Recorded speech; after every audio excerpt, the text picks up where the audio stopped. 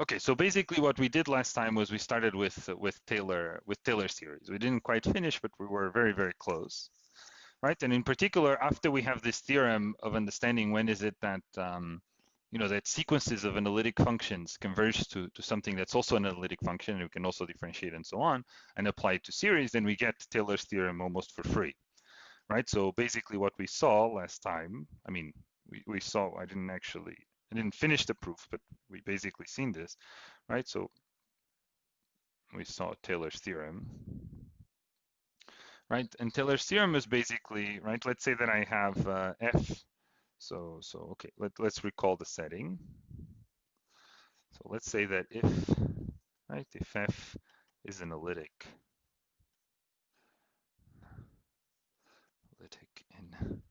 in omega, and there's some z0 that belongs to omega, okay, then we know that, right, f of z, oh, sorry, then we know from before, I mean, from this sort of truncated Taylor series or Taylor sum, that f of z is equal to, right, we saw formula f of z0 plus prime z0 1 factorial z minus z0, I mean to the power 1, just to be more obvious what what the sequence is.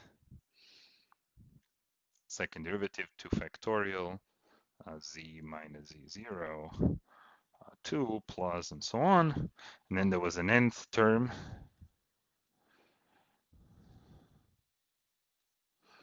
So n factorial and the z minus z0 to the n. And then we had we could view this as the error term, right? But the point is here, this wasn't quite viewed as an error term, was just the rest of the, right, was the function f of z was equal to this sum plus something that had a 0 of order n plus 1, right? And so in particular, there was some function, which we call fn plus 1z, right, times z minus z0 n plus 1, right? And this function was analytic. That's what was important, right? This function is analytic, right? So basically, Taylor's theorem, what it gave us was that, f of z is equal to the sequence like this up to degree n, and then the last part was a function that had a 0 of order n plus 1, right? We can think of it as some kind of polynomial of degree n plus 1. I mean, it doesn't of course need to be a polynomial, but if you think in terms of these series in the reals and so on, this is like the residue that becomes of order n plus 1. Now we need to, in order to show that actually f converges to the series, that we can take this sum to be infinite, then what we need is we need to control this term, right? If we control this term, then we're basically done, right? So the goal now is to control this term. Oh. Because if we can control this term, then we can argue, right? If we control this term successfully, then we can argue that this sequence, right? I mean, let me call this maybe Gn of z, will converge to f of z uniformly over compact sets, then we get exactly what we want, right? So then the goal will be to control this term. And we had formulas to write this term, right? So all we have to do is now bound these formulas, right? I mean, essentially we get all this for free, right? I mean, there's a bit of calculations we need to do, but if now we take a circle, right? So I mean, I wrote this last time, so we know that fn plus 1, there's an integral formula for it, right? And is equal to 1 over 2 pi I over any circle, and I'll write out what I need out of the circle. See.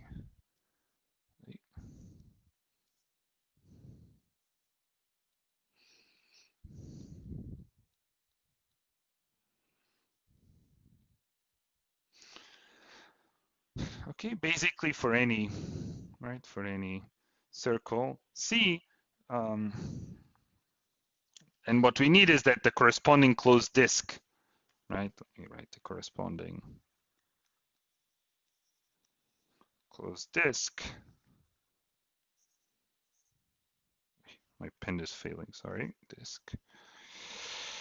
Right, so the disk is inside omega, right? So I mean, picture always helps, right? We have omega.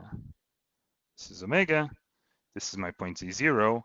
we can take any circle such that the circle and the inside of the circle are inside omega. Right, and in any circle this holds. Okay, so if this holds, then all we have to do now is to bound it, right? And this is not so hard, right? I mean, we've done things like this in for like Koshi estimates, things of this type, right? So let's use the same kind of strategy. Let's say that m is equal to the maximum, right, for z in the circle of f of z. Right, this exists because the function is analytic, right? In the circle, it's continuous, the circle is compact, so of course this needs to have a maximum, right? But so if now I just do this, right? So I guess I need the radius. Let's give it a radius so that, right? Let's say it's of radius rho, okay? Of course, bigger than 0, right? The circle, so that I can now do my estimates. Okay, so if I now do my estimates, I get that Fn,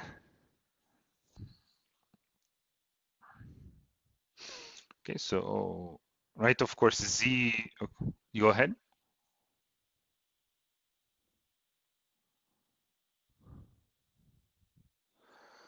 This is just,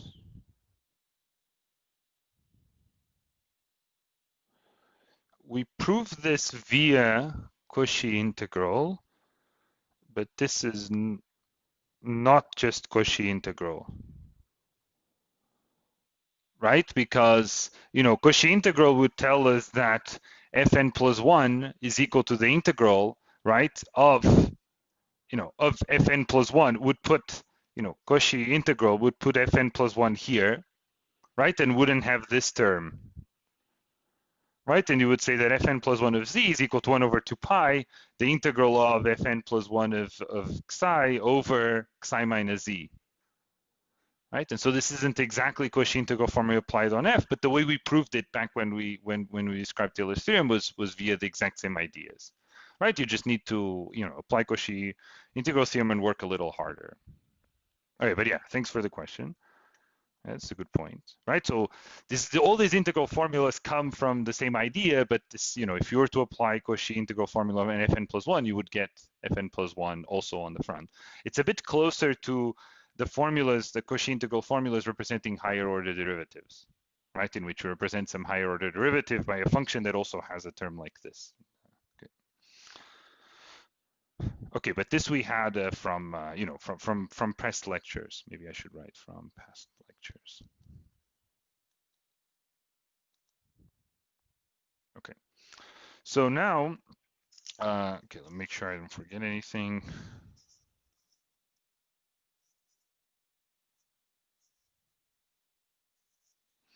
Okay, and here, of course, I want Z to be inside that, right, inside that disk.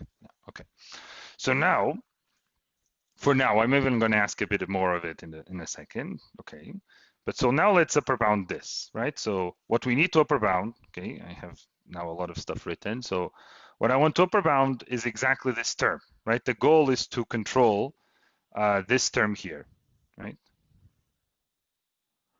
Right, and so what I need to do is to get a bound on the value of this, right? So I have Fn plus 1 of z times z minus z0 to the n plus 1,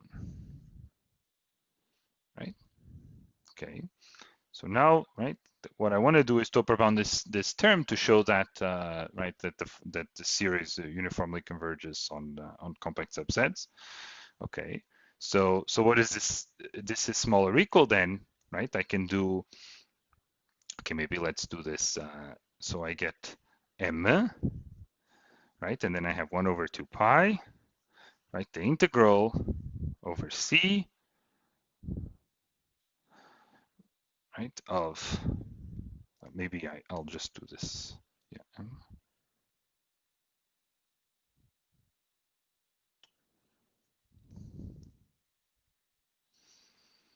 Okay, sorry. Okay, let me just, otherwise I'm going to start clumping everything together. Okay, I'm going to change the order of this to be easier to write. So z minus z0 n plus 1, right, times the absolute value of the function, right? So I get 1 over 2 pi, and I'm going to bound it through the integral. Again, 1 over 2 pi, integral of c, right? Fc, c, and then I get c minus c0 to the n plus 1, right? And xc minus z. Okay, so far so good. So now this is smaller or equal than, right? Smaller or equal than z minus z0 to the n plus 1. Now I get that, right? The perimeter of the circle is 2 pi rho. Divided by the 2 pi, I get a rho, right, from the perimeter of the circle. And then I just upper bound each one of the, right? I upper bound the one on the top, and I need to lower bound the ones on the bottom. And so I get m over, right? Now, okay. So now xc minus z0, because xc is in the circle, is always exactly rho to the n plus 1, right? And now what I need to do is I need to lower bound xc minus z. Okay. But so let's just do it by, by triangular inequality. We've done this kind of thing before, and let me just write it by rho minus the distance between z to z0, right? Okay, this, right? So by triangular inequality, this is for sure bigger or equal than rho minus z minus z0, right? Because rho is the distance from xc to z0. Okay, so maybe a picture will help. Right, so I have z0, I have rho, my radius. If I have some other z, right, the distance from z to anything in xc, right, the distance from z to anything in the circle is always bigger or equal than, right, than the whole radius minus this distance here. Okay, so now what do I have? Okay, let me write now this. So this is equal to, so I have z, so one of the rows cancels with the other row. So I get, maybe I'll just leave the row actually. So rho, and then I have z minus z0 over rho to the n plus 1, right? I get an m. And I have 1 over xc minus z z0. Okay, so now what's the idea is if, if z is very, very close to the boundary and z minus z0 is close to rho, then of course, I saw a question on one of the chats. C is the circle. Yeah, C is already just the boundary. Yeah, okay, so sorry if that wasn't clear. So C is the circle, right? So I've been using this notation where, C is just a circle and the disk is the inside. So let me write here in case this is not obvious. So C will be the points Z such that, Z minus Z0 is equal to rho, and the disk is the point Z such that Z minus Z0 is smaller than rho, and the closed disk is just the union of the two. Okay. Yeah, we'll always, we're always doing path integrals. The integrals are always over the boundary. Okay. So in order for this to converge, uniformly, basically all we need is to make sure that Z doesn't get, Z minus Z0 doesn't get close to rho. Right? So we just take another we just need to take another closed disk, right? Let's take a closed disk like this to be, the closed disk ZZ, Z minus Z0, right, is smaller than some R, right? Or I mean, let me do this way, right? Oh, sorry.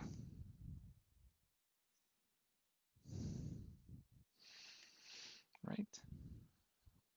For R smaller than rho, right? Then, in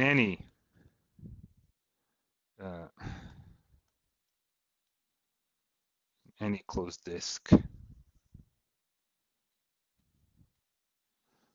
of this type, right, with R smaller than rho, now we just use, this upper bound again, and what we have that Fn plus 1 Z Z minus Z0 n plus 1, right, is smaller or equal than, and now there's just understand those terms. There's a rho, there's an m, and now there's an r over rho, right? Because z minus z0 is smaller or equal than r, n plus 1, and there is a 1 over rho minus r,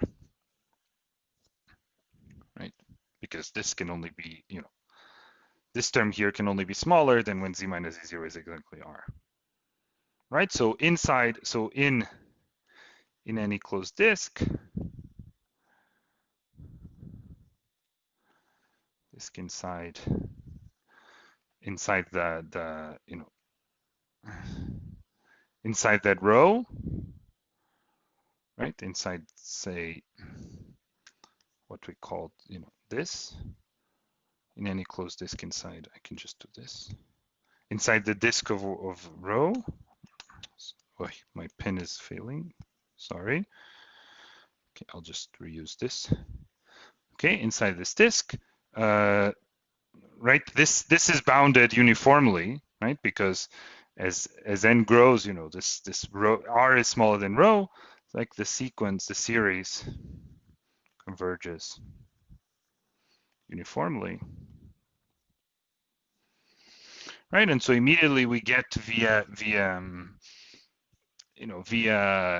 Weierstrass theorem that so-called Taylor series, right? Taylor series, right? So if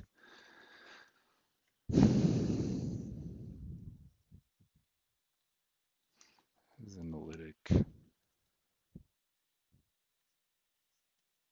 in a region omega containing the point z0, then f of z is equal to the infinite series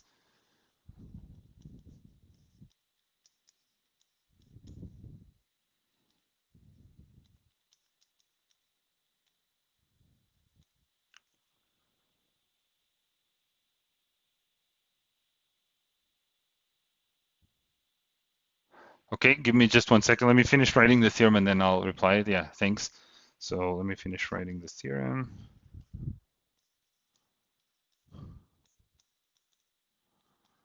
Right, so we get this, right?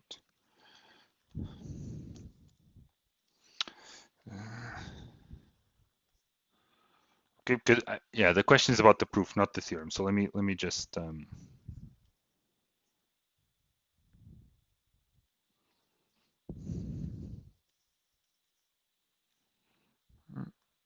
okay. I need to go to the next line, unfortunately. For z in the largest, right? So okay, so this theorem maybe. Okay, so the question is actually related to that. So let me, before I write the rest of the theorem, let's go back. Okay, so what do we need, right? We want to show that, okay, let's go back a step, right?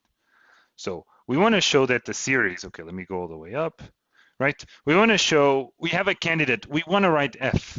Maybe let's take a few steps back. Judging by the questions, I think some of this wasn't clear. This is an important theorem. Let's take a few steps back, right? So I want to write f as a series, right, involving its derivatives. I mean, we've seen things like this in real analysis, right? This is the so-called Taylor series, right? The critical, very important thing in complex analysis, right? We have a candidate for what this formula should look like, right? Because we know that for any n, right, f of z can be written in this way, right? And so this gives us a candidate of what the formula should be, right? They should just be that, and instead of adding this extra term with this analytic function fn plus 1, I just continue the series infinitely, right? And so in order for that candidate, for us to prove that that candidate series is actually the right one, all we have to argue is that this limit, right, these GNZs, I'm calling these partial sums GNZs, that they need to converge to f of z, right? So by Weierstrass theorem, what we need to show is in whatever the open set we want to show that it converges, all we need to show is that it converges uniformly on every compact subset of it, right? This is what this Weierstrass theorem gave us, right? And so one thing that we could try to do is to show that on every compact subset of omega, that GNZ converges uniformly to f of z. Right? This could be a candidate, thing for us to try to prove. Okay? So unfortunately, this isn't true. Right? And in fact, we've seen examples that show why this, that this can't possibly be true. Right? So one example that we saw was this. If you take like example to keep in mind, if you take the Taylor series of things like 1 over 1 plus z squared, for example, right, which was that 1 minus z squared plus z to the 4 minus z to the 6 and so on, right? This will not be correct outside of a certain radius of convergence, right? And I'll talk about this in a second. But the point being that, in particular, we can only this will only converge in a certain radius of convergence. And so it won't necessarily be true that, I can take this I can take any compact subset of omega and hope that this converges uniformly. What I'm going to do is take any compact subset of omega that's basically a ball around z0, right? And so the way that we set that up is, right, we take a point z0. So now look in the bottom of the screen. So we take here a point z0, right? And now we consider a disk, right, such that we consider a closed disk that's still inside omega, right? So we draw a ball around z0 that's still inside omega. Right? And what we're going to try and argue is that in this disk, right, in the disk omega, in the disk big delta, then we will have that the Taylor series converges, right? And so how do we do this? We do this by arguing that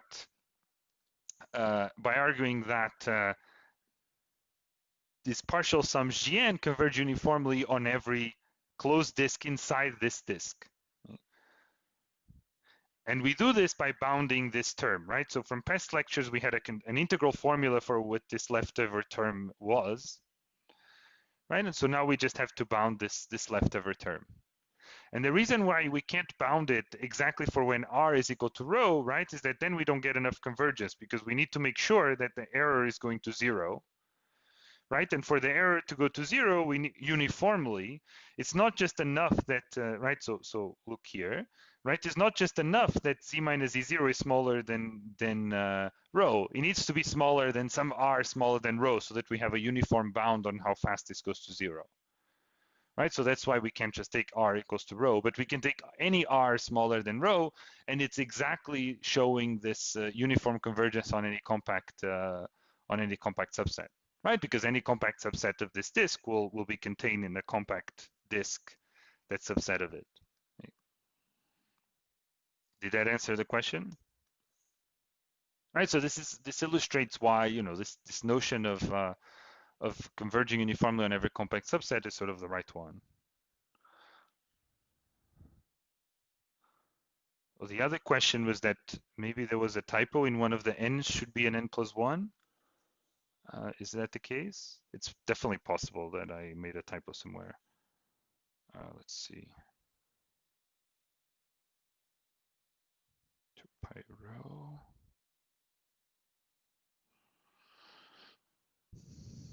I don't think so. I don't know if anyone sees the typo, but I don't think. I mean, right? There's a row here.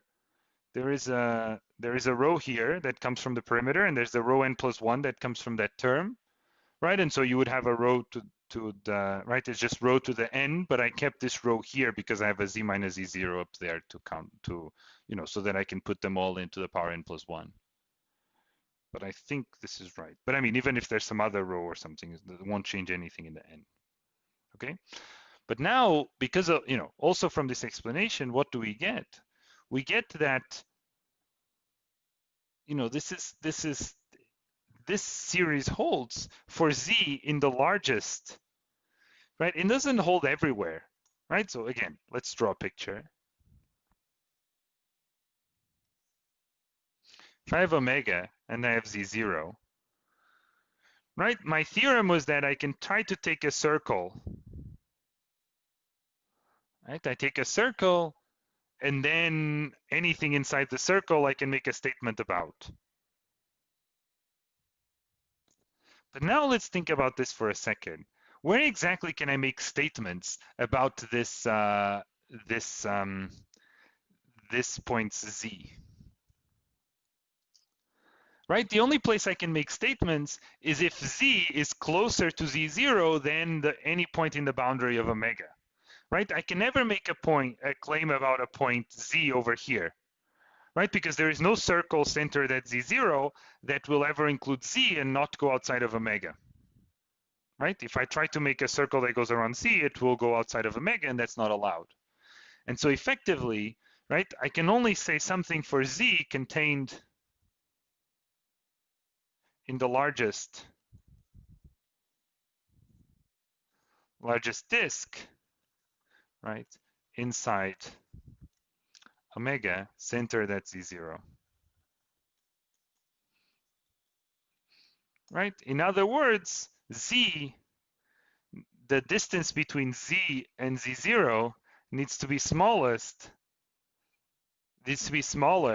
right, than the minimum distance from z to the from z0 to the boundary. Okay, we can say z. Oh, sorry. Wait. Something just happened. Not quite sure what.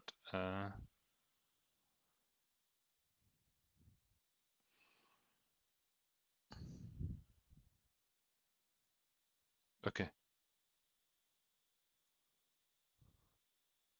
Okay. Yeah, I'll get there. I'll get there in a second. Thanks.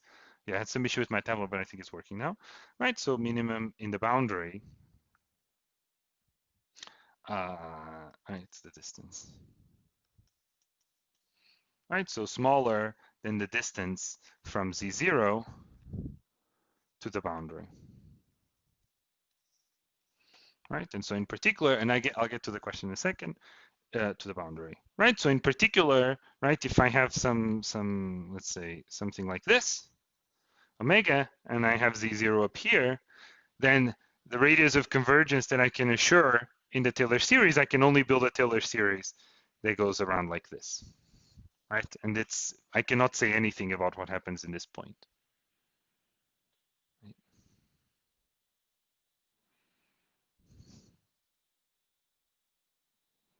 Okay, so as there was a question, what happens if R is too small?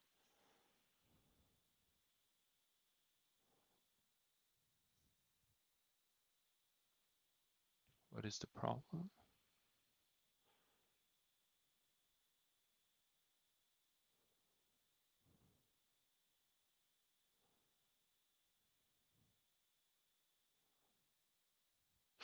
Okay. Okay, I understand the question. Yeah, thanks for the question. Okay, so the question is, what if R gets very close to rho, right? And then this term starts being potentially a problem, right? I don't know how you can see a point there, but and so every time I point, I just put more stuff in the tablet. But okay, why doesn't this term in the bottom start going to zero and make the whole thing blow up? Right, so you can also see it here. That's the whole, I mean, in a way, not only, but that's one of the reasons why it's important to take rho smaller than r smaller than rho and then analyze the convergence after that. Because the idea is you take r smaller than rho, and then you ask about the convergence of these partial sums, right? These GNs, say the partial sums, converging to the function f, right, uniformly. And you ask about this on a fixed r. So on a fixed r, the only way this expression is varying is by this n plus 1 growing to infinity. And because r is smaller than rho, then this is going to be uniformly converging to 0, right? And, you know, if you want to make, since r is smaller than rho, this is a number smaller than 1. So any bound you want to give on this, you just have to take n large enough, right? And this is exactly the notion of convergence, and it's uniform because it does not depend, right? This bound does not depend on which z you pick as long as they're inside this smaller circle of radius r. Now, if you make R go to rho, right, then the convergence might be no longer uniform. Not only because of this term in this denominator, but also because you might need an n, right? If R is getting closer to rho as n gets to infinity, this might never go to 0 in the way that you want, right? And so you would have to pick an n that depends on R, right? And that's exactly what you cannot do in uniform convergence, right? So for every R, you get uniform convergence. And on all of the disks, there doesn't need to be uniform convergence. Duh, just every time that I try to erase. Did that answer the question? Yeah. Okay. Great. Yeah. Thanks for all the questions. It makes teaching with via Zoom a lot nicer. So okay. Okay. So this is clearly a problem. I mean, this is an amazing theorem, and it's extremely important. And a lot of what we did can now be traced back. If you have the Taylor series in hand, you can do some of the things a lot easier. But it's still a problem because, right, we get, the convergence still doesn't happen everywhere, right? The radius of convergence is still somewhat limited.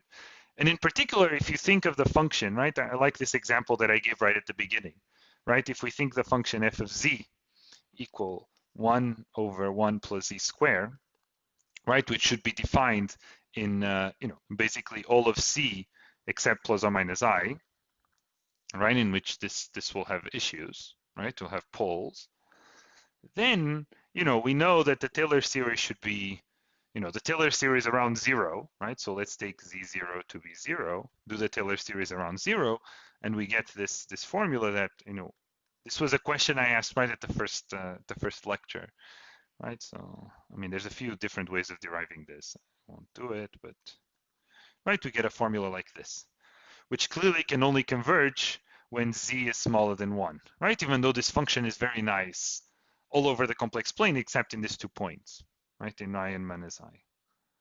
Right, and the thing that I tried to show or convey in the first lecture was this interesting thing that if you were to look at this over the reals, you wouldn't see this, right? Like or I mean, I haven't said exactly what you see yet, but now let's see in this theorem what this says. So I have 0 here, right? So I'm sort of missed, right? I have 0 in the complex plane, right? And now I have my problematic points, plus I and minus I. Right? And now what is the radius of convergence of the Taylor series? Right? Is exactly how big of a circle can I put in a disk such that it doesn't get out of omega. But this is exactly the disk of radius 1. Right? Because if I make any disk bigger, then it starts including the problematic points, which are clearly not in the domain of analyticity of F. And so, right, the theorem, Taylor theorem, only tells me that this converges for z smaller than 1. Right? And in fact, I mean, it's easy to see. If z is bigger than 1, this is going to blow up. Even each term is going to blow up. But over the reals, it wasn't obvious at all why, what is the meaning of the absolute value of z being smaller than 1. But here with this theorem, it becomes obvious, right? There's problems here.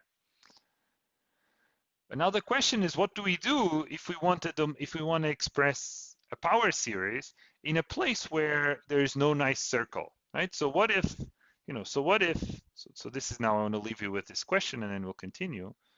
So what if F, goes from to C analytic,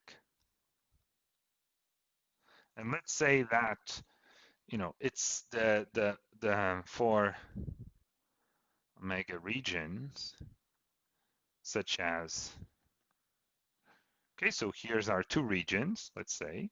So let's say that omega is the outside, right? So omega maybe is all points, all points z such that the norm of z is bigger than some r. Okay, then, maybe we can find some convergence series outside of the circle, but it will be awkward, right? Because if we do it around z0, right, then basically we have to see how far we are from the boundary, and then we get a series converging in some radius here, right? And if we do it here, we get another, right? So it feels a bit awkward. And another motivating example is what if omega is an annulus, for example, right? So this is not in omega and this is not in omega, right? So what if omega is all points z such that, z is say between some two circles, right? Or I mean, they could be centered at another z0. So what do we do then, right? It also feels again very awkward, right? I write z0, I can only do a Taylor expansion around, right, around the circle, right? The circle is sort of not the right, doesn't feel like the right way to represent this. And so the key idea that I'm going to talk about after the break, right, is to consider series or power series, I should say, series of the following type, sum of a n z to the minus n, right? Because by putting, basically I'm considering series on the variable 1 over z. And so they'll very naturally converge outside of a certain radius. So they'll very naturally converge on things of this style. And now, once I'm equipped with things that converge outside of a circle, since I already know how to do things that converge inside of a circle, I'm going to be able to get things that converge in annuals that look like this by combining the two ideas. And this is the key idea behind Lorentz series, which we'll talk about after the break. Okay, so I'll stick around during the break in case there's any questions.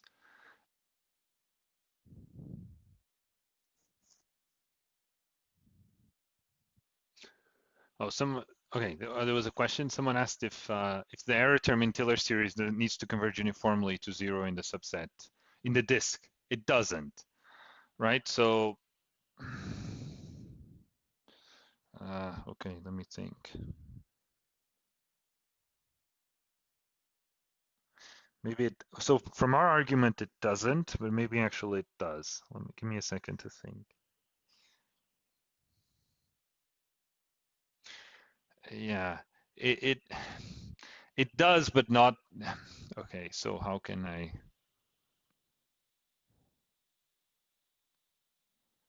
Yeah, right. I need a picture though to explain this, right? So what?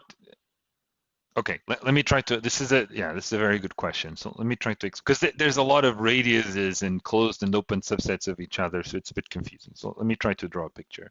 So let's say we have right omega. Right? Remember, omega is open, right? So it doesn't have its boundary.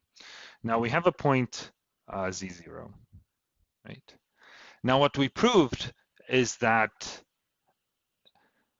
what we proved is that the Taylor series converges in in any disk around z0 that is inside omega. So in particular, it converges on the disk that goes and touches the boundary. Well, as long as it doesn't go past that one. Mind my circle, right? But the way we proved this was slightly different. So what we proved was we took, because the way we proved it is by the integral formula, and we needed to have C, some circle, right, center that, right, we needed some circle that was centered at with HZ0 with radius rho. And so by definition, this circle needs to be smaller than the one that kisses the boundary of omega, right? And so we took C smaller, right? So the circle C needed to be smaller.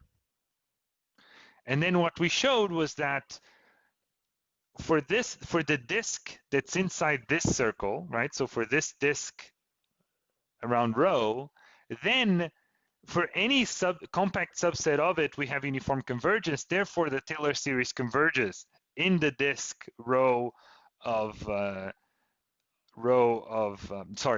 delta, the disk of radius rho, and because rho C can be taken arbitrarily close to the one that kisses, any point Z that is still of distance smaller than the boundary, I can always make it a circle outside of it, and then the disk inside, and then a compact disk inside of that one, and get the theorem I want.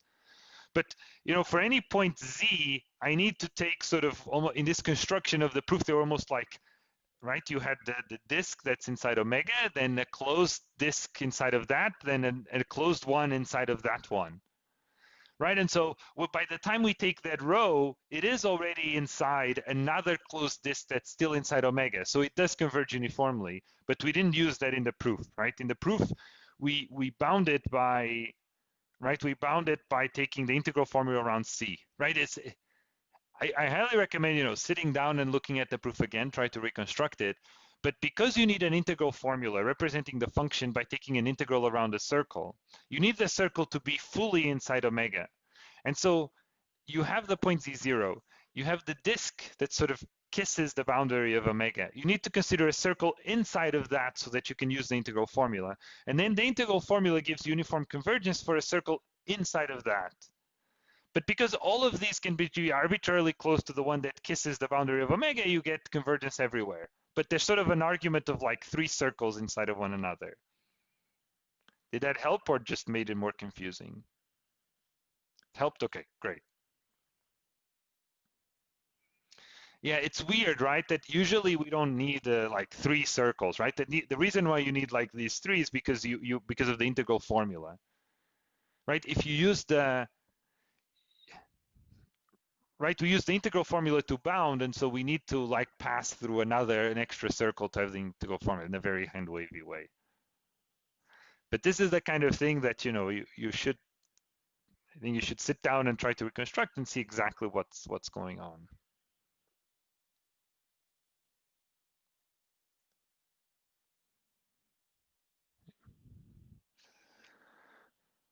Okay, great. Any other questions?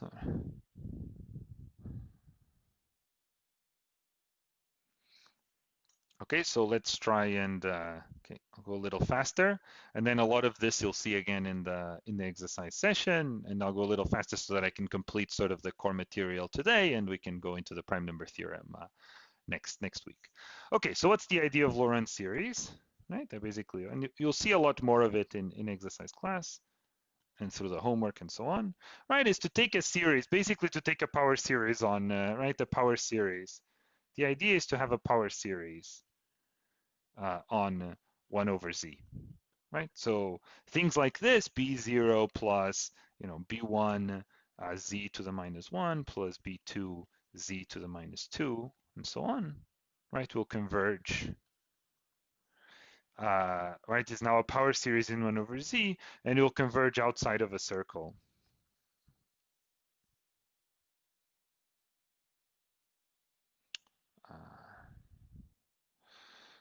Circle, say z equals r, right? So its place of convergence will be, when z is bigger than r, so that 1 over z is inside some circle, right? It's like the radius of convergence in 1 over z, right? And in particular, it's not hard to see by the, even by the theorems on power series and so on, that it will be analytic. It's analytic in this, right? In some region like this. Okay, the point is now, I guess there's 2 points to this. Right now, it lets us write series that behave a little like Taylor series for regions that are not, right now allows us to have a hole in the middle. Okay, this might feel a bit arbitrary, like why would we want a hole in the middle? But whenever a function has a singularity, then this is exactly a hole in the middle. Right? When a function has an isolated singularity, then it has exactly a hole in the middle. And so by being able, right, this R can be 0, right? By being able to talk about series around a singularity will let us talk a lot, will tell us a lot about the function, right? In particular, you can imagine it tells us a lot about the poles, the residues, and all these things. Right, and so the point is that now we can do, and again you'll see more of this in exercise classes, but now we can define, right? We can define series of the following type, right? And from minus infinity to plus infinity of basically an zn, right? And we say that this converges, right? So we say this sum converges, let's say this series converges if both the n bigger or equal than 0 and n smaller than 0 converge. right? So if both n bigger or equal than 0 series, and I mean, I should really say series, right? So what I mean, if the sum over n bigger or equal than 0 and the sum n smaller than 0, they both converge, right? And of course, this one will converge, right? This one will converge for some z smaller than R2, and this one will converge for some z bigger than R1, right? And so, right? And so this series, let's call it sharp, right? Sharp, converge for some annulus, on some annulus.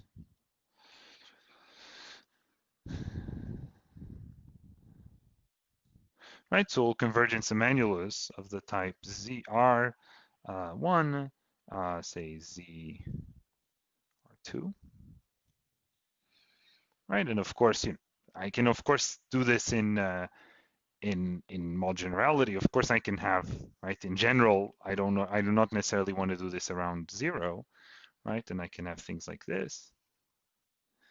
Z2, oh, sorry, Z minus Z0.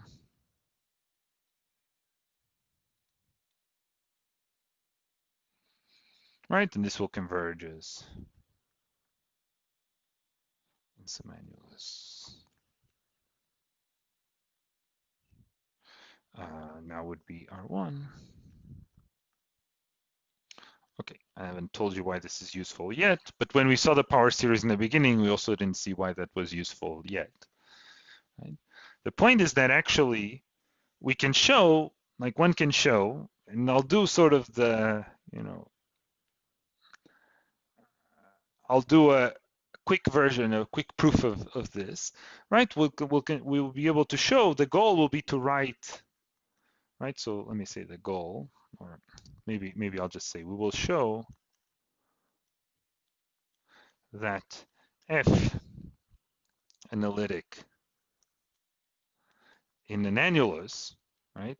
In say Z such that R1 Z minus Z0 smaller than R2, right? Can be written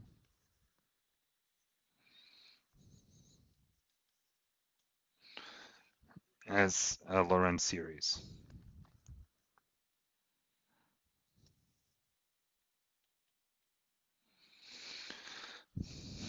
Right, so there'll be, usually here we write with capital letters, but I mean, it's all the same, of course.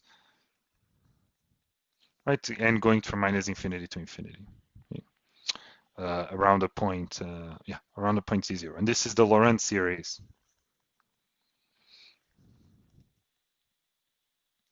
Around a point Z0. Right, maybe worth noting is that it's particularly important, right? It's particularly useful. It's particularly useful for, R1 equals 0, right? Because we saw lots of things to study, right? To study functions with isolated singularities.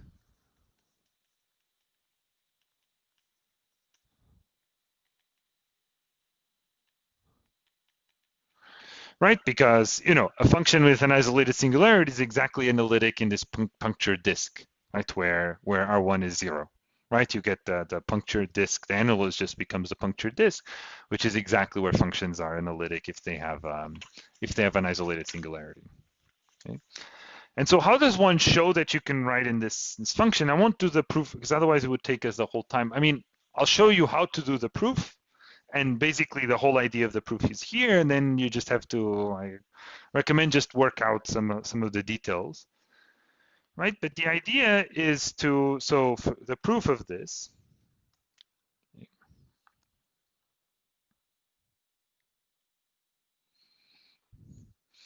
it's slick, like there's a cool trick, and I'll show you the trick and the idea, and there's a bit of housekeeping that needs to be done, and I'll let you think about how to do this, right? So the goal, or so maybe I'll call it idea rather than goal. So the idea is to show that f of z right? So take, right? So let's put, maybe make things more clear, right? So what is the theorem?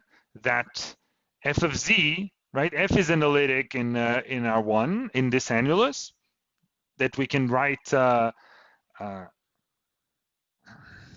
So I mean, maybe I can just, instead of saying we will show that, I can just write theorem. Okay. Right. So the idea to prove this is to show that f of z can be written as a sum.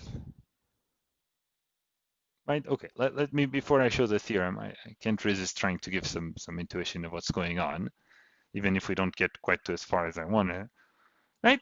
So if f can be, in particular, what do we get? If f of z can be written as that sum, right? If I can write f of z equal to this sum, then in particular I get f of z equal to, right, n smaller or equal than 0 of a n z minus z0 to the n plus n bigger than 0 a n z minus z0 to the n, right? So in particular I get this. But if I get this, then it means that if I call this function, okay, so in order to use the notation from Alfred's, let me make this, so, sorry for the awkwardness of making this first bigger and then smaller, but just so that you go, when you go read the proof in Alfred's, the notation is the same. Okay. Okay, but right, I didn't do anything, I just swapped the order. Okay, so now, if I write this way, then it means that this function, let me call it f1 of z, should be analytic for, right, for inside a certain, right, in certain radius of convergence, right? So for z such that z minus z0 is smaller than some R2, right? And this one should be analytic, let me call it f2 of z, right? Should be analytic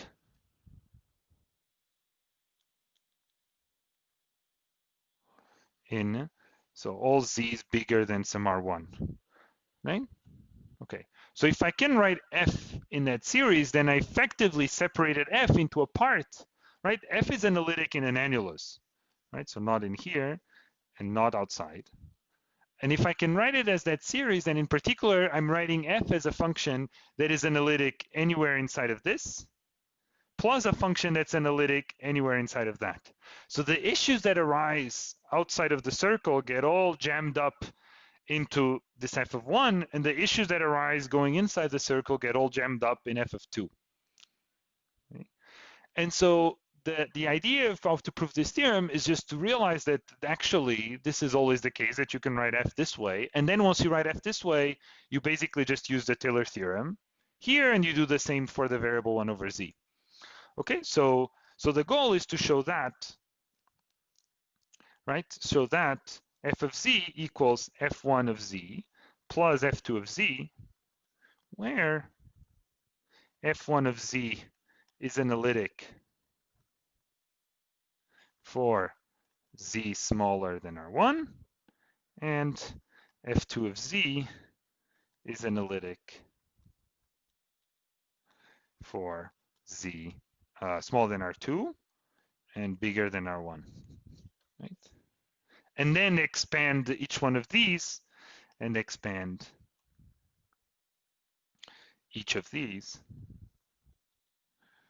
in series, in power series. Right, the first one comes trivially from Taylor theorem, and the second one is also, right, also easy with the same, right? You just do it on the variable 1 over z. Now the cool trick is, how do we show that a function that is analytic in an annulus, how do we show that it is the sum of two functions? In a way, like, right, I mean, it's kind of a surprising thing, right? You have a function that potentially has issues when the z gets too big or gets too small, right? It's just right in a certain annulus. And what we're saying here is we can always jam sort of the big z issues into one of the, split it additively such that we jam all the big z issues in one function and we jam all the small z issues in the other function. Okay, and the proof of this is exactly again by Koshi integral formula, like most things we've seen. Okay, so the idea is, I mean, maybe I shouldn't call this Koshi integral formula. Maybe I should just call this, the idea will be Koshi's theorem. Okay, so how does this go? So take the annulus. Maybe I'll do it here, right? Take this to be R1, take this to be R2, right? So omega is this inside. And now let's take R in between. Okay, so R, so the curve, right, the circle around Z0 and with radius R is inside omega, right, inside the annulus. Okay. Now, what I can try to do, right, if there wasn't an issue with it, let's pretend that there was no issue in the right, let's pretend that this issue here inside didn't exist. Okay, which is what F1 tries to do. Then one way to write F1, right, would be that F1 of Z, right? Okay, so let's try to write F, pretending that there's no issue in the middle, right? That there's really the whole ball is the F is analytic in the whole ball. Then we would get, right? C equals to R, right? Around that circle, FC.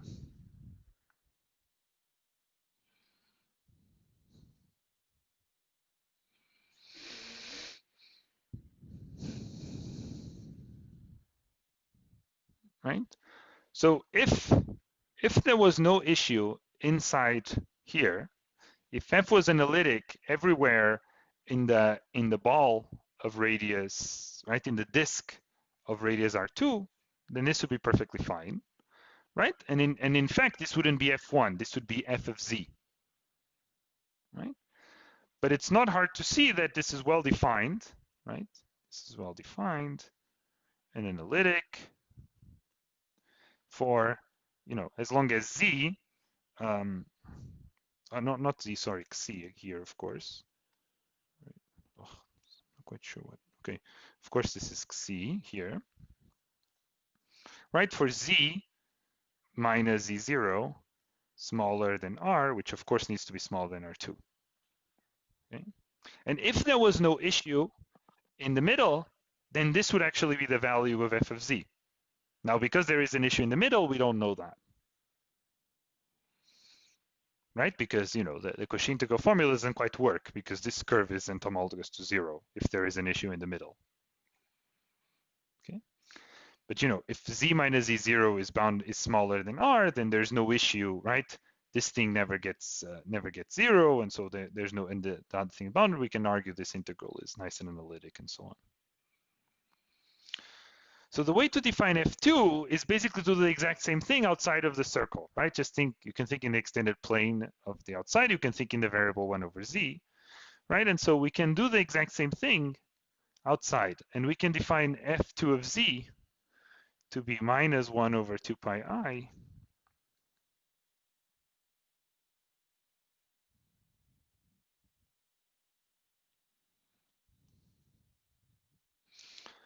right? And again, over the same, right, for a certain R,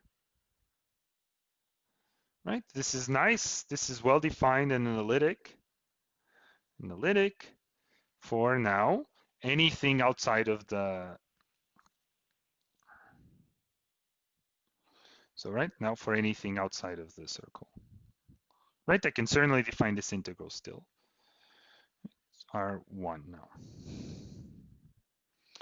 Okay, so now what we need to check? We need to check that one, right, these things are analytic. This can be easily checked. And then, so someone is asking me why is it that I don't have F1 and F2 inside? So, right, so what I'm trying to do is I'm trying to define F1 and F2 out of F, right? So let's go back. Okay? So I have a function F that is analytic in this annulus, right? Maybe I should have drawn the curve R with another color. Sorry.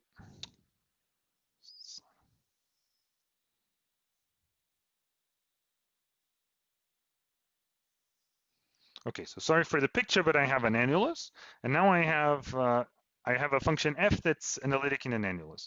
The goal is to show that I can write f in this series, right? In this Lorentz series, right? Like a Taylor series, but with negative powers of z. Okay. Now, the intuition that I tried to give was that because of this series, I can separate additively in the positive power and the negative power parts.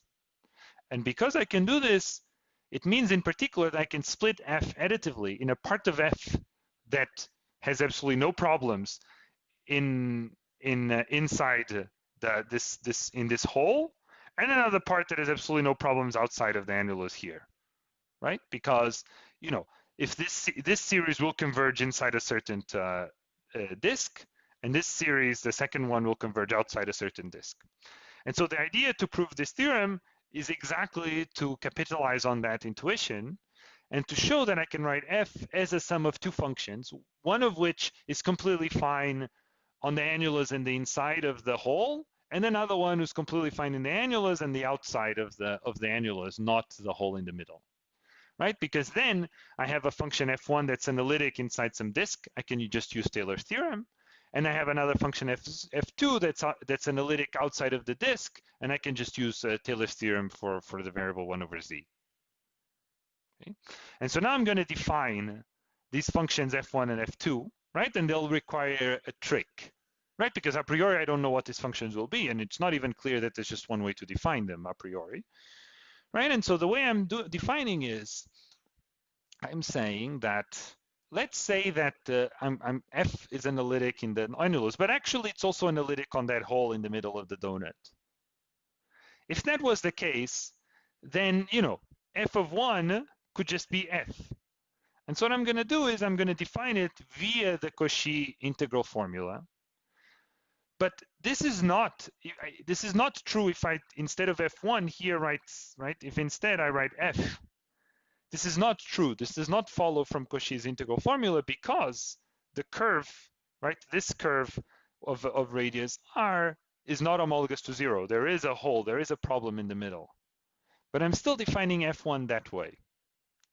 Right, and I'm arguing that, easily by analyzing the theorem, the integral one can see that this is analytic. Now, it may or may not be f, right? f1 equals to f, we have no idea, right? I did not say anything like this, and this is a definition of f1. It's not a formula, right? Maybe I should make that more clear. I'm giving here a suggestion, right? I mean, I'm defining f1 this way. Now, okay, one thing that is important, right, is the fact that this definition does not depend on R. Right, there's a few different ways of seeing it, but right, we know that, because if I take this curve, if I take CR, it is homologous to CR prime modulo omega. So, these integrals will be the same, right? So this integral does not depend, right? Does not depend on R. Does not.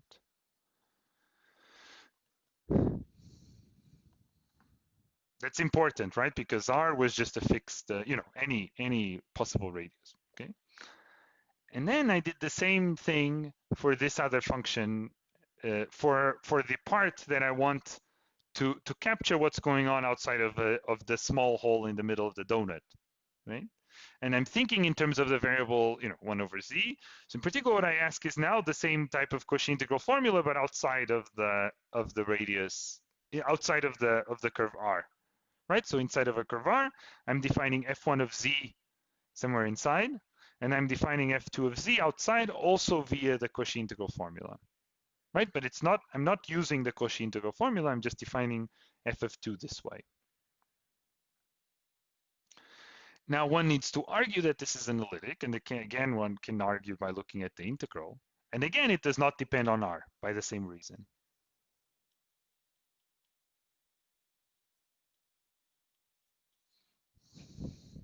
right? And it's not so hard to see that it's analytic, right? Because if z is very far from z0, you can bound this this denominator and so on.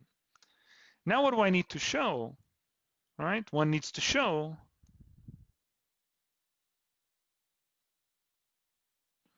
that in the annulus, so in z that are one smaller z minus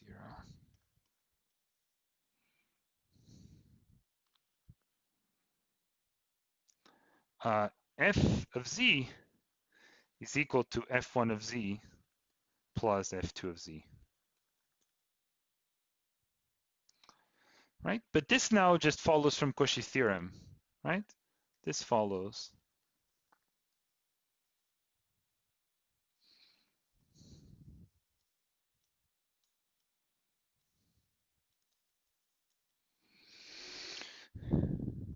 Right? Just take, okay, let me draw another picture. Take, annulus. Right, so this is R2, R1. Now take a point Z where we want to understand this. Now take, some little r, say r prime. Right, the definitions of those functions don't depend on the r's we pick, and we take another r. Right? Now z is given both by, can be given, right? Now I have that f of z, right? I want to show that f of z is equal to f1 of z plus f2 of z, right? Which are both well defined for these choices of r, and they don't depend on the choices of r, right? But now what do I have? I have the integral, right? Basically, what is this? This is the integral around this disk, right? This is the integral around, say, let me call this the disk like this, right? 1 over 2 pi I. Maybe I'll just write it out. Right, so what is this equal to? 1 over 2 pi I. The integral around the disk size r, f of xc minus z.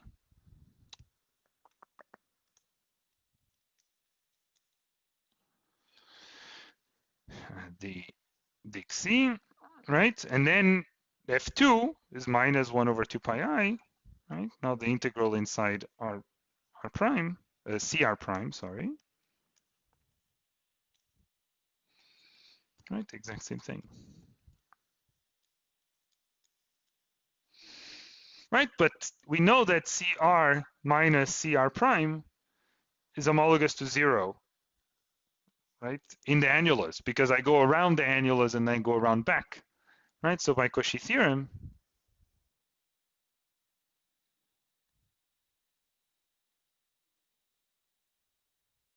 wait, what did I do here? Yeah, so by Cauchy's theorem, by Cauchy's integral formula, actually,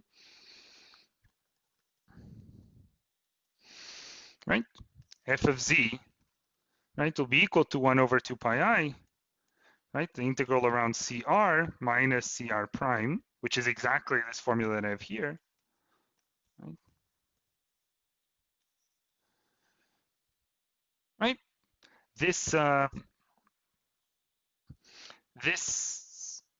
right, let me make sure this is clear, right? I want to show that this is the case, but cr minus cr prime is congruent to 0, is homologous to 0 mod omega.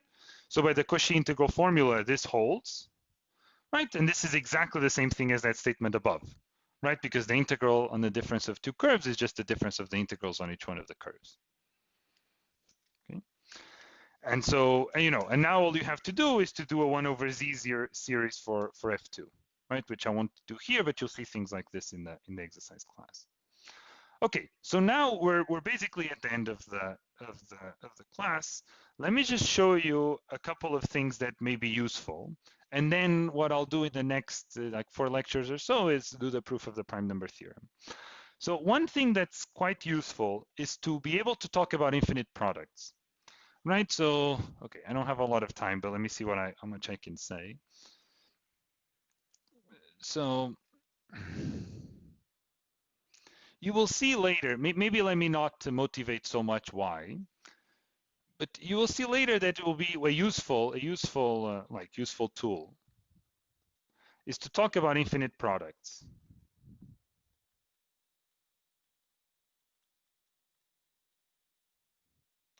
Okay, and this will be critical in proving the prime number theorem, as you'll see, because the prime number theorem will be exactly motivated by, a certain formula that involves an infinite product, right? So we can talk about infinite products of the following type, right? So P1 all the way to Pn, right? Say product, right? We can just write it as some kind of infinite product like this. And we want to make sense of this, right? So we made sense of series. We want to make sense of infinite products. Okay, so one thing we can do is we can talk about, right, things like, I can talk about Pn. Maybe let me make sure these are small, right? These are small p's. Okay. I can talk about Pn as the partials, right? Say k from 1 to n as little p k. And I can ask now that Pn converges to some p, right? To talk about convergence of the infinite products. Now we need to be a bit careful because there's kind of something weird, right? Which is that if there is an element in the products that's 0, then of course P will be 0. Right? It's not terribly interesting because as soon as there is a 0 in one of the factors in the product, then the product will always converge to 0. There won't be anything interesting. Right? And so we sort of have to agree on some I guess notation or assumptions, and which is that we ask that this is we say that it converges. So we say that this product, right, converges if one of two things holds. Either the partials, right, k from 1 k n converge, so p, big P n goes to big P, different than 0, right? So there's no zeros, or there are finitely many zeros.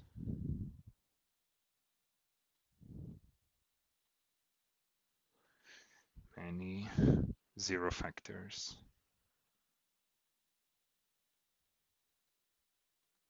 Okay, and then we say that it converges to the limit 0.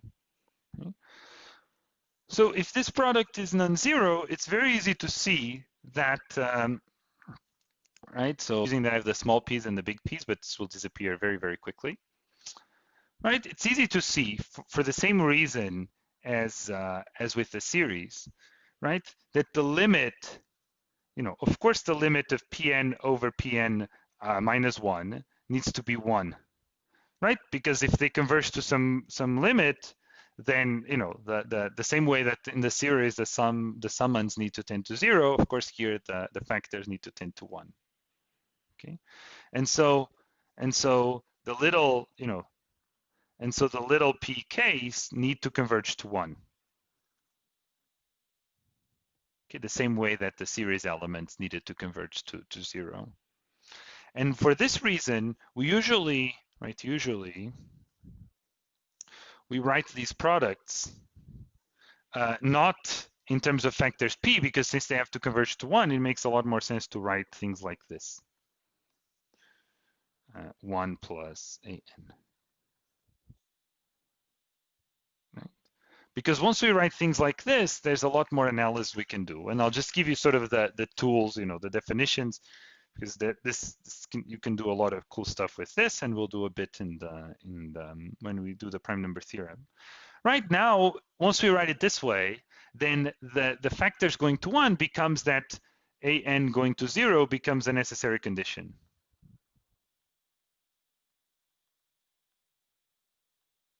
Which is very familiar thing, right? So let's say no factor is 0. Right, because if a factor, since we've agreed that there's only finitely many factors that can be 0, then we can just take that part out and consider the infinite product of the rest, right? So we can just assume there's no factor 0. Okay, then right? Then we can compare and we can understand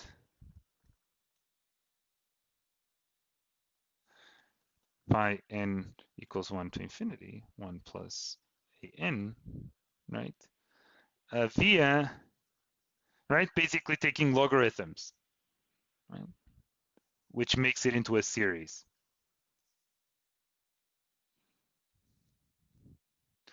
Right, in which we can decide on any branch. So let's decide on a principal branch.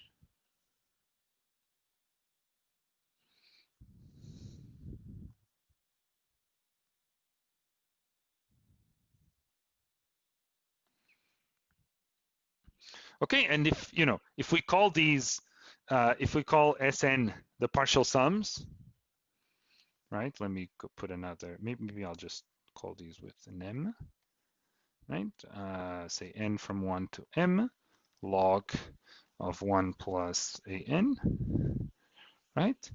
And Pm, the partial products.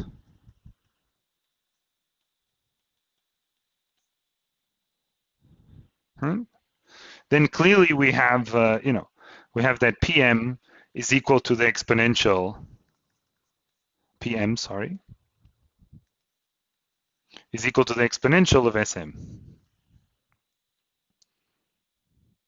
Right? So if, if Sm converges, so does Pm. Right? So we get comparison between, we can start talking about convergence of products just by using the theory of convergence of series. Okay.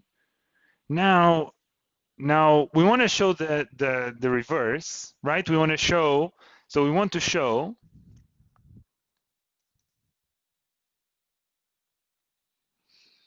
that if Pm converges, so does Sm. And in particular, that Pm converges to one of the logarithms, to a branch, to log of Sm for some branch. Why? Okay, quick question. Why is this not obvious? Maybe I won't prove it because the proof is not that enlightening. What is most enlightening here is to try to see why this is not obvious. Right, I have Pm equal exponential of Sm. Of course, if Sm converges, Pm also converges. But what could happen? Why isn't it completely obvious that if Pm converges, then Sm also needs to converge? Okay, that's the key insight here, or the interesting thing here. Okay, I'll give you a few seconds to think about this.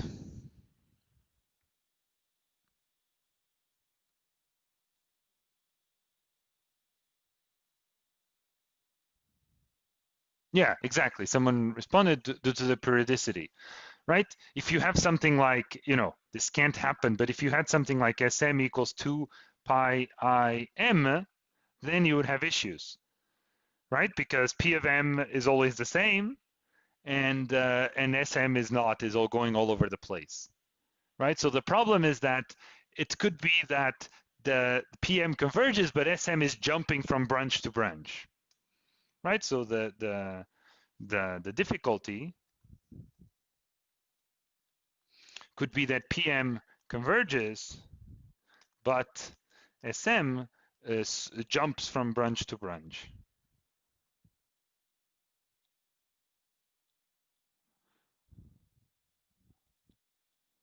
Okay. One can see this can't happen, right? Easy to show. I mean, I won't do it here because I only have 5 minutes, but it's easy to show. I mean, relatively easy to show. This can't happen.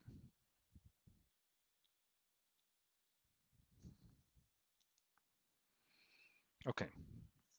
So since this can't happen, right, then we get a theorem, and this is an important theorem, right, that the infinite product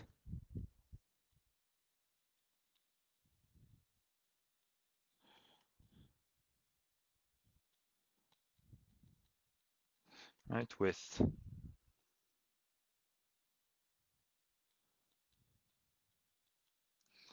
converges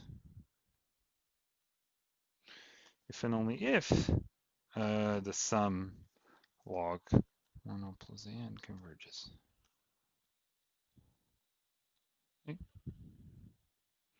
And you can take, say, the principal branch.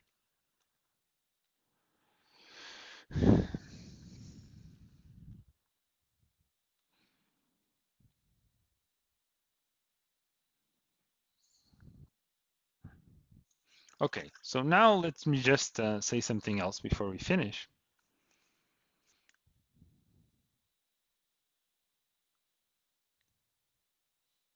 Yeah, so let me finish and then I'll answer this. Yes, the tool you should know. I mean, this is a basic tool that we'll use, and there's a way of, it gives very many nice exercises and so on.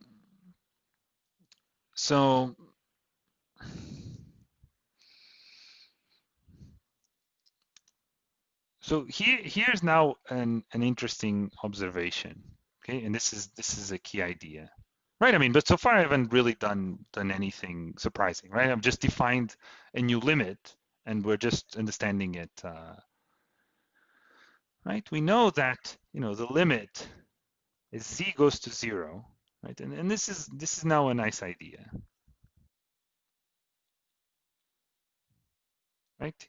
If I take this, then I know this limit. You can take, say, the Taylor of log, can do L'Hopital rule, a bunch of things. That this limit is 1. And so in particular, if I take absolute values like this, right, then the limit is also 1, right? I mean, I don't have to, but yeah, let's not. And so this means that, this log, it's not so hard to see that log of 1 over an converges absolutely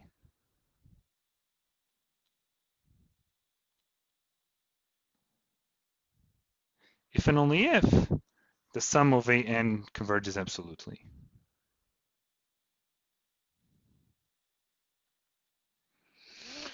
Right? I mean, why? Because the ANs, if they converge absolutely, the ANs need to go to 0 in either example, right? And then we have that log, 1 plus AN after for n large enough.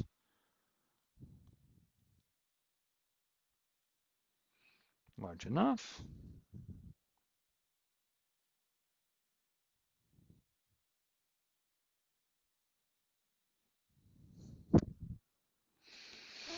Say with 1 minus epsilon or something like this.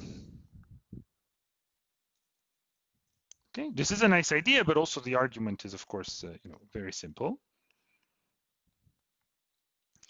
And so a definition or a theorem is we say, right, so this is an important, and then I think I can finish, right? Right, so we say that this product converges uniformly, or converges absolutely, sorry.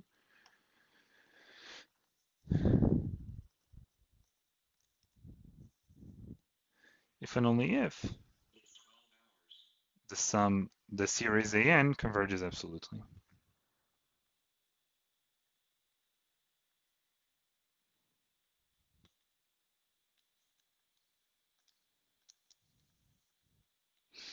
Okay, so now this allows us to talk about convergence of products, which I just wanted to make sure that you've seen, because this can be used in many different places, right? So part of the importance of complex analysis is to talk about specific analytic functions and to use the theorems that we developed in specific analytic functions to derive properties of some object that this analytic function represents.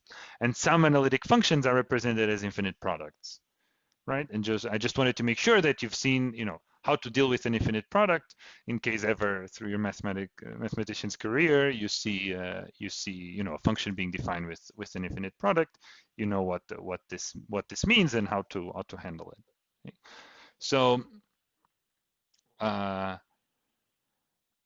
so now we'll I mean we can declare the lecture over. And what I'm going to do, I mean, there's a lot that I would like to still teach you. I don't think we will have time for a lot more. I'll prove the prime number theorem. There's a few other cool things that we could do and it would be nice to do. So I can tell you a bit of the, the ideas of directions to move forward. One is that very much like polynomials, a lot of things about polynomials are described by their zeros, right? But you can factorize a polynomial and understand a lot about it.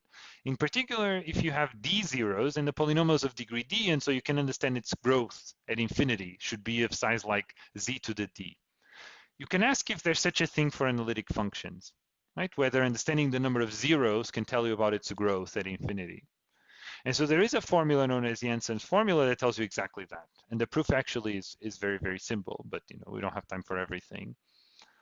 But it's it's a very nice formula that's actually quite useful if you want to, if somehow some mathematical object you want to understand involves zeros of analytic function, and you want to tells you if you can understand something about the growth of said function, you can use Jensen's theorem to count zeros, essentially. Very similar to the kind of way we counted zeros.